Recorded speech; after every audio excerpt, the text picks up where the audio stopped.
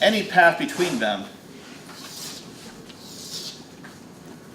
lies entirely within a domain.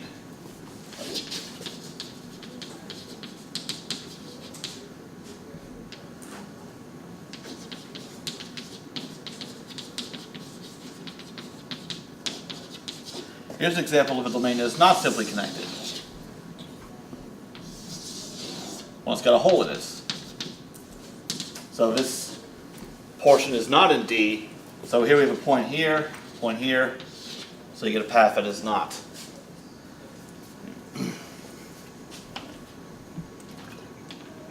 so we're not talking about domains like this, such as, for instance, the difference between two circles. Okay. So in this case, suppose that we do have this, that this line integral is path independent, which is the same as saying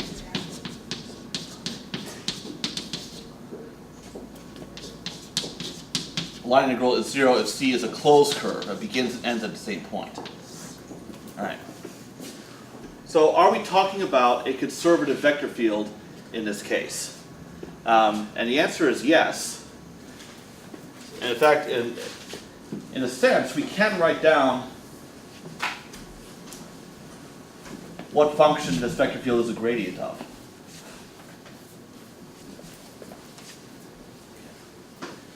So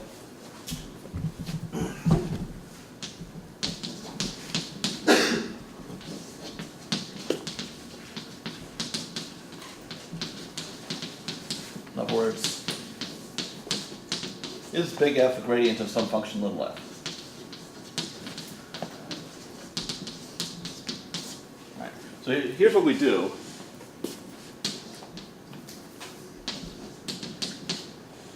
Now we're just sticking to a two-dimensional case, keep things simple. So suppose we have this point, AB, that's somewhere in the domain. I'm actually going to define a function little f. But we don't know yet how to write down a formula for it, but we can write it down as an integral. So it's going to be the integral along a curve that starts at AB and it ends at point xy for whatever xy we're evaluating this function at. So if the evaluation point actually serves as the endpoint of this curve we're going to integrate over. So it affects not what you're integrating, but what you're integrating over. And then we have the line integral, or vector field. Okay. Now, because this is path independent, the particular path we choose from AB to xy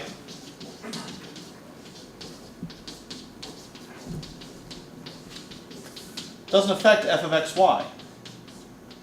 Right?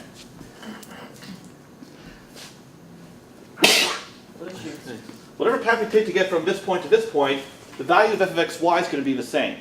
And we're going to take advantage of that to show that the gradient of little f is actually big F by choosing paths that are convenient.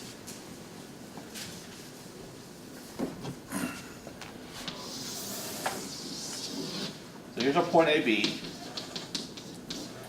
and then here's our point xy. So we're going to choose a point that's to the left of xy.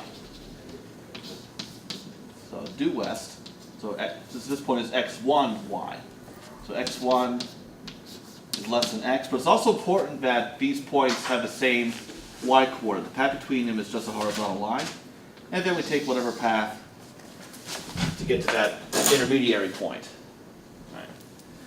So then, what that means is, I can express f of xy as a sum of the line integral from here to here, plus the line integral from here to here.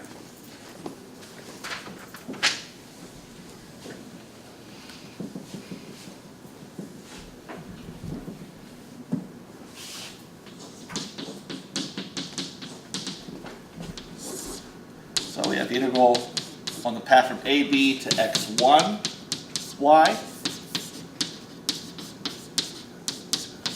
plus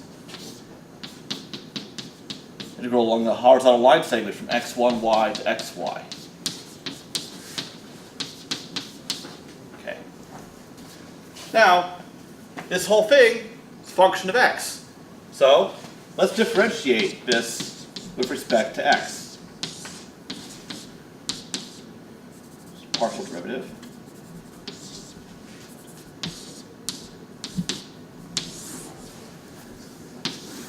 All right. Now, here we have the integral of this vector field from a point AB to a point x1, y. So if we're going to differentiate this whole integral with respect to x, what's the derivative of this going to turn out to be? Because you want to see how does this integral depend on x. So we're integrating from here to here. So it's this portion we're doing right now. How is the integral over that path dependent on the x coordinate of this point?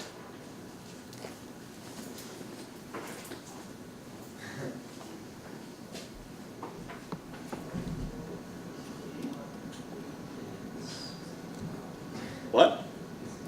It's not. Yeah. So would it be 0? Yes. Yes. This is a constant as far as it's not a function of x at all. So the derivative of this with respect to x, 0. I guess I kind of phrased it like a trick question, even though I didn't mean to. Really? Yeah. Yeah. It's one of those things where if you say it one way, it's a trick question, and if you say it another way, you give it away. So, I hate being in that spot. Okay. So we don't have to deal with this. But this, but this we need to deal with. So,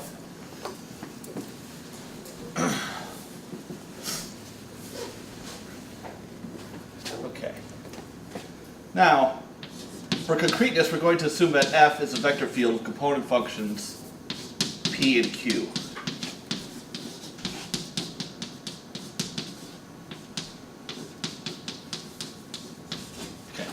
So now, this integral and its derivative with respect to x, let's try actually working it out and see what happens. So we have a horizontal line segment, so we need to parameterize that curve, or line segment. So our parameterization is just going to be, well, for convenience, we'll let our x value just be t. And then our y value is just going to be y, this y. So the y value is a constant because it's a perfectly horizontal line segment, and t, for convenience, will let run between x1 and x. So r prime is just going to be 1, 0. So now, the line integral from x1y to xy dr is going to be the integral. Once we fill in this parameterization, it's going to be integral from x1 to x p of r of t q of r of t dotted with r prime of t, but that's just 1, 0. All right. So the dot product turns out to be quite nice.